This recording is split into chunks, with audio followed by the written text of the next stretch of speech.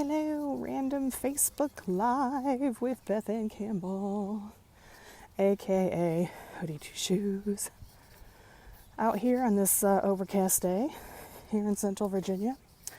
Just checking in to see what everybody's doing. Had some rain last night. We kind of need it. It's been a bit of a stark change from Roanoke, where we moved from. Roanoke, I guess because it's kind of in a bowl surrounded by mountains. When the weather hits, it stays. So when it rains, it just rains forever.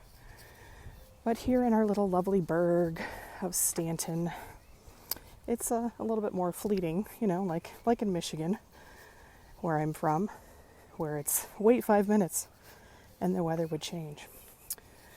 I wrote a song about that. Somebody else sing it for you, but not today. Anyway, so I thought I'd give you an update on the squirrel situation. So, as some of you may know, as I've posted on multiple platforms, I was, for a time, attempting to train the squirrels in my backyard to eat out of my hand. And I'm pretty sure I would have accomplished this within a few weeks. They're very easily trainable with the right nuts, which, by the way, are walnuts and pecans. Now, they'll eat anything, but they really like the walnuts and the pecans. I'm not trying to give anybody any ideas. But, so I was going to do the training and get them to eat out of my hand, just to take it from my hand. I'm not going to touch them. So then I put a post out on Facebook, and a lot of you schooled me on why that's not a great idea. I was very dismayed. There are a few people that understand the cuteness of the squirrels, but I get it. So I put a poll out on LinkedIn. It's still out there if anybody wants to go see it. Well, if you're watching this a few days late, it might not be, but as of April 9th, it's still out there. And I asked, should I continue to train the squirrels to eat out of my hand, to take a nut from my hand? Should I not? Because they're rodents, and as you've been telling me, they carry ticks and fleas, and they attract more rodents, and they can bring Lyme disease and all kinds of crap. Should I get a puppy?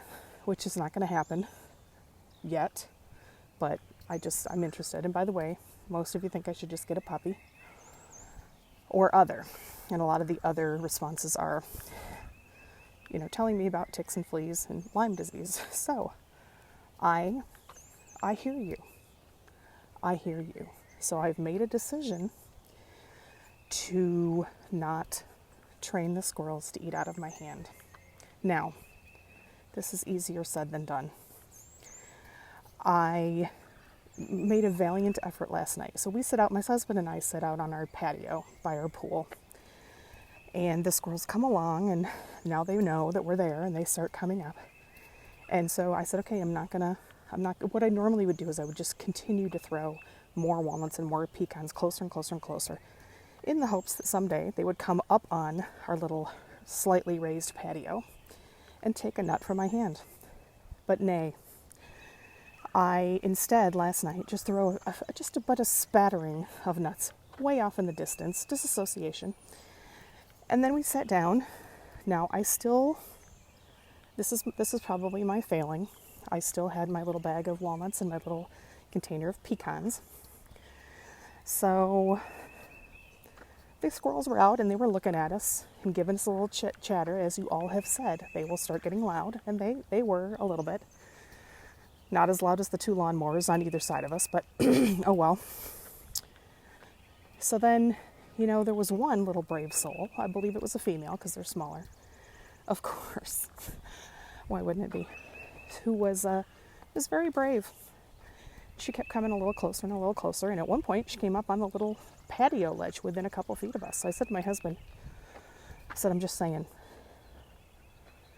if they come near me that close, then I'm going to throw them a nut. I can't not do it. I have to baby step myself, weaning off of feeding the squirrels. So this one little sweet little girl squirrel, I believe, I'm assuming, came up up onto the ledge and was within a couple feet of my chair. So I did. I know it seems counterintuitive, but I did. I threw her a couple of walnuts, and she, instead of jumping off like they normally would do, they might, kind of creep up there, but then they get skittish. She just sat there and ate her little nut a couple feet away from my feet.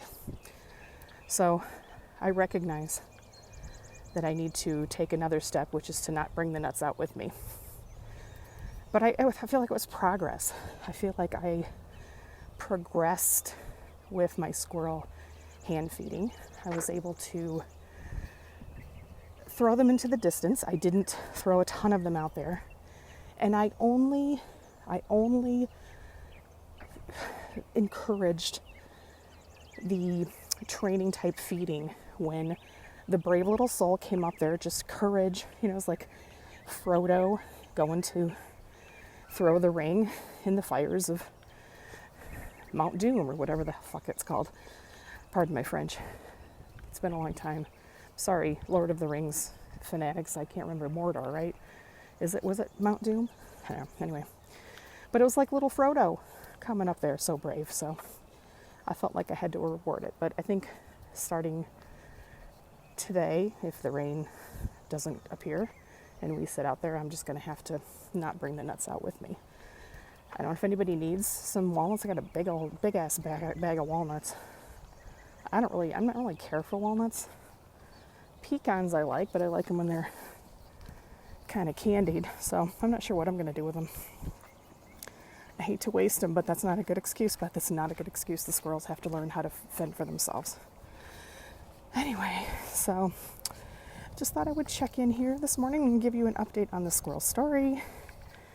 I think I'm going to check out now.